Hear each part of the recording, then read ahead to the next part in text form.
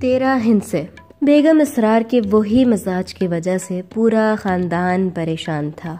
कौवा दीवार पर काएं काएं करे, काली बिल्ली रास्ता काट जाए, मंगल को किसी काम का आगाज करना हो या किसी ऐसे हिंसे का इंतखाब जो 2 से तकसीम ना होता हो, ये सब तोहमात उनके जहन पर इस तरह सवार रहते जैसे जिंदगी और मौत का मसला।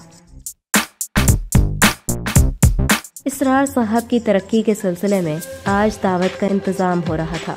इस दौरान उनकी इसी कमजोरी की वजह से मसला खड़ा हो गया। जब बेगम इसरार मुख्तलिफ इंतजामात का मुआयना करने ड्राइंग रूम में आईं और खाने की मेज के गिर्द 13 कुर्सियों की तरतीब देखी तो भड़क उठी। आय हाय, तौबा तौबा, ये 3-13 का हिंसा बड़ा मनूस होता है। किसने 13 कुर्सियाँ लगवाई? इसरार साहब ने कहा। अरे बेगम, आप भी कैसी अहमकाना बातें करती हैं। इससे क्या फर्क पड़ता है, अब लोगों को मदऊ किया जा चुका है। बेगम जोर से बोली, ये नहीं हो सकता, बदशगुनी है। आप ऐसा करें कि मिस्टर और मिसेस अहमद हुसैन और उनकी बेटी को भी मदऊ कर लें।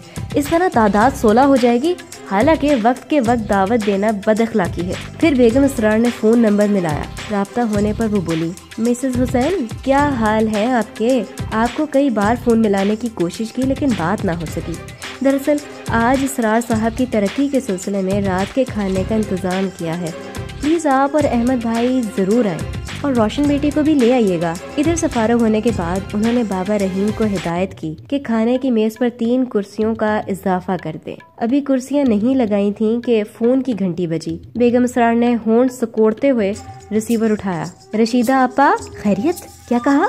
नफीस भाई को बुखार है और सुहेल का मैच है, तो फिर आप तीनों नहीं आ सकेंगे। फोन रखकर वो सर पकड़कर कुर्सी पर बैठ गई। फिर वही कमबख्त 13 मनूस हिंसे वो बुड़बुड़ा रही थी। लोग भी किस कदर गैर जिम्मेदार हैं, वक्त के वक्त माजरत कर रहे हैं। इसी वजह से मैं ससुराली खानदान वालों को बुलाने से घबराती हूँ। इसी दौरान उनका बड़ा बेटा हाथ में रैकेट घुमाता हुआ आया और कहा, अरे अम्मी, मुझे शाम को क्लब जाना है, मैं शायद डिनर में शरीक ना हो पाऊँ।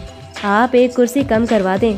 12 का हिंसा तो मनूस नहीं है ना। खाने की मेज से एक कुर्सी हटवाते हुए उन्होंने इत्मीनान का सांस लिया। इसी दौरान पड़ोस से बेगम रफीक पर्स घुमाती हुई तशरीफ लाई और खाने की मेज को आरास्ता देखकर उन्होंने तकरीब के बारे में मालूम किया तो बेगम इसरार ने तकल्लुफन कहा, अरे क्या आपका फोन खराब है? मैं सुबह से फोन कर रही हूँ आपको दावत देने के लिए। भला ये कैसे मुमकिन है किसी तकरीब में आपको मदऊ न किया जाए? बेगम रफीक बेतकल्लुफी से बोली, अरे कोई बात नहीं, इतने करीबी ताल्लुकात में रस्मी दावतनामे की क्या अहमियत है।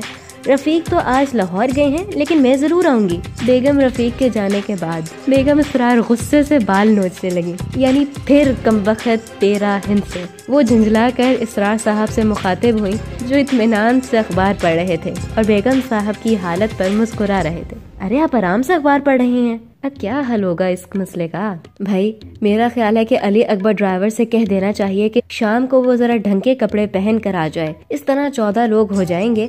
बेगम को ये मशवरा पसंद नहीं आया कि एक मुलाजिम को अपने साथ खाने की मेज पर बिठाया जाए। फिर भी क्योंकि मजबूरी थी, अकबर अली को खाने के आदाब समझाए गए और ताकीद कर दी गई कि शाम को माकूल कपड़े पहन कर आ जाए। रहीम चचा ने थके थके कदमों से चलकर एक कुर्सी का इजाफा कर दिया। रात को 8 बजे लोग आना शुरू हो गए। कुछ ही देर बाद अली अकबर सुर्ख फूलों वाली चमकदार शेरवानी पहनकर, आंखों में काजल लगाए, तेल में भीगे बालों का चांद माथे पर बनाए तशरीफ लाए। लॉन में बैठे लोगों को झुककर फर्शी सलाम किया।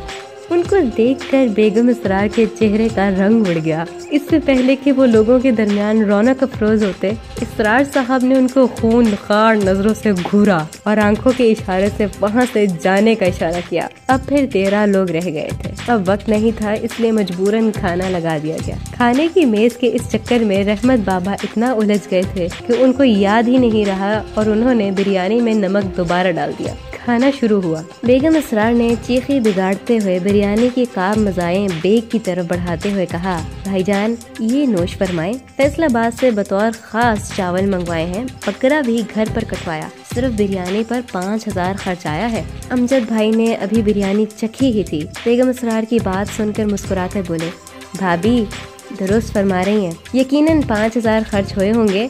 2000 का तो नमक ही पड़ गया होगा। ये सुनकर इसरार साहब ने बिरयानी चखी और उनका सर नदामत से झुक गया। मेहमानों के जाने के बाद इसरार रहीम बाबा पर बरस पड़े, जिनकी वजह से सबके सामने उनकी सदकी हुई। लेकिन बेगम इसरार को अब भी यकीन था कि ये सब तेरा के मनहूस हिंसे की वजह से हुआ।